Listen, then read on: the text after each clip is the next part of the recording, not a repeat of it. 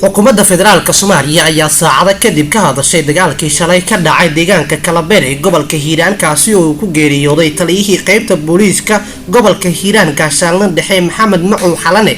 wasiir ku-xigeenka wasaaradda amniga xukuumadda Soomaaliya Cabdinaasir Saciid Muuse ayaa sheegay in xukuumadda Soomaaliya ay ka xun tahay dagaalkii ka dhacay duleedka Beledweyne isagoo ka tacsiiyay dilka taliyihii qaybta booliiska gobolka Hiiraan.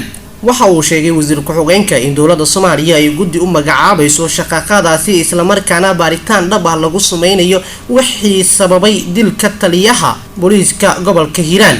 wasaaradda amniga gudaha waxa ay magacaabaysaa guddi ka warbixiya waxa keenay shaqaqadii ka dhacday duleedka Beledweyne iyo ciddii arintaasi ku lug lahayd. waxaan rajaynayaa in guddigaasi markii la magacaabo in si dhaqso ah u shaqo biloobi doono ayuu yiri wasiir ku-xigeenka wasaaradda amniga. mas-uuliyiinta hay-adaha amniga ee ka howlgala deegaanada Hirshabelle ayuu ugu baaqay inaysan ka qaybgelin wax qalqal gelinaya amniga iyo wax dhibaato u keeni kara shacabka Soomaaliyeed meel walba ay joogaan.